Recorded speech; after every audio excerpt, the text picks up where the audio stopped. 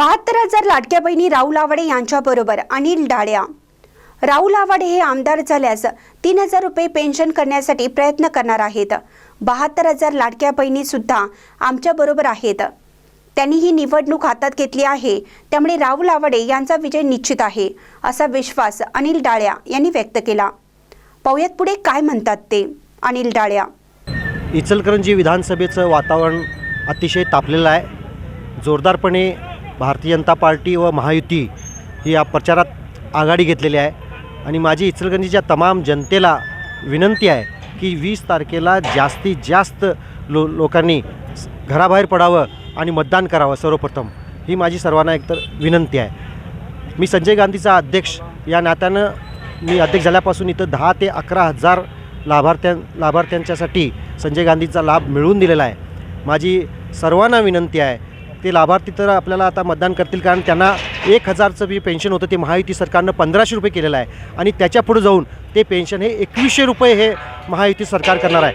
परंतु माझी परवाच राहुल आवाडे साहेबांच्या बरोबर मीटिंग झाली आणि त्या मीटिंगमध्ये त्यांनी मला शब्द दिला आहे की मी ज्यावेळी 23 तारखेला प्रथम निवडून आल्यानंतर विधानसभेमध्ये सर्वात प्रथम कुठला आवाज उठवणार असेल तर 2,100 पेन्शनवर न राहता संजय गांधी आणि श्रावणबाळच्या लाभार्थ्यांना 3,000चं पेन्शन हे मी करायला लावणार सरकारला सांगून, अशी जोरदारपणे मला त्यांनी वचन दिलेलं आहे।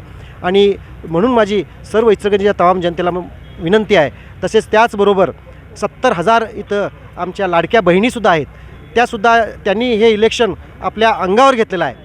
त्या माता बहिणी आता स्वतःहून आपल्या घरामध्ये इतके दिवस आपल्या माता बहिणी हे या सर्व इलेक्शनमध्ये आपला नवरा सांगलते, आपला मुलगा सांगलते किंवा आपला भाऊ सांगल त्याला मतदान करत होतं, परंतु यावेळी या सर्व लाडक्या बहिणी स्वतःहून स्वतःच्या भावाला, स्वतःच्या नवऱ्याला, स्वतःच्या मुलग्याला सांगणार आहे की तुम्ही भाजपा महायुतीच्या पाठीमागं राहा। अनेक योजना या महायुती सरकारनं चांगल्या रीतीने केलेल्या आहे। तीर्थदर्शन नावाची योजना आहे ज्येष्ठ नागरिकांसाठी, त्यामध्ये 30,000 रुपयेपर्यंतचं त्यांना मिळणार आहे। डिजिटल इंडियाद्वारे मोदीजींनी अतिशय चांगलं काम केलेलं आहे। कोरोनानंतर 80 कोटी लोकांना त्यांनी धान्य दिलेलं आहे।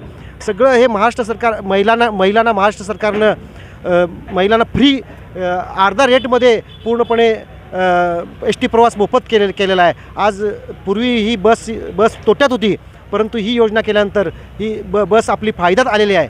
असं अनेक चांगली कामं या महायुती सरकारने केलेलं आहे। मराठा आरक्षणासाठी सर्वात प्रथम देवेंद्रजी फडणवीस यांनी आवाज उठवला, यांनी अतिशय चांगलं काम केलं। सुप्रीम कोर्टापर्यंत हायकोर्टापर्यंत ते टिकवलं, परंतु उद्धव ठाकरे सरकारला ते टिकवता आलेलं नाही असं। परंतु आता सारथी असू दे, अनेक योजना असू दे, 8वी 9वी 10वी 11वी या विद्यार्थ्यांना 800 रुपये पर महिना राजाराम योजना ही मराठी युवकासाठी, मराठी मुलासाठी या सरकारनं चालू केलेलं आहे। हे सरकार हे सर्वांगीण विकास करत आहे, त्यामुळे जनता इचलकरंजीची पूर्णपणे भारतीय जनता पार्टी आणि महायुतीच्या मागं आहे। आणि इचलकरंजीमध्ये आता पूर्णपणे इथं अमित शहा साहेबांची सभा झाली, राजस्थानचे मुख्यमंत्री भजनलाल यांची सभा झाली। परवाच इथं जे रोडकरी आहेत ते गडकरी त्यांनी आपलं विजन मांडलं, त्यांची सभा झाली। आणि उद्या इथं जास्तीत जास्त संख्येने 25,000 ते 50,000ची सभा इथं महाराष्ट्राचे माजी मुख्यमंत्री व आता गृहमंत्री सध्याचे उपमुख्यमंत्री देवेंद्र फडणवीस साहेबांची सभा आहे। इचलकरंजीमध्ये आता निवडणूक ही सगळ्या लोकांनी आपल्या हातामध्ये घेतलेल्या आहे आणि सर्वांनी कमळ या चिन्हावर बटन दाबून जास्तीत जास्त राहुल आवाडे हा एक यंग उमेदवार आहे, एक डायनॅमिक उमेदवार आहे, त्याच्या पाठीशी सर्वांनी राहावं ही मी विनंती करत आहे। महानकरी न्यूजसाठी सुभाष भस्मेसह विकास लवाटे, इचलकरंजी। ताज्या बातम्यांसाठी महानकरीला सबस्क्राइब करा आणि बेल आयकॉनला क्लिक करा।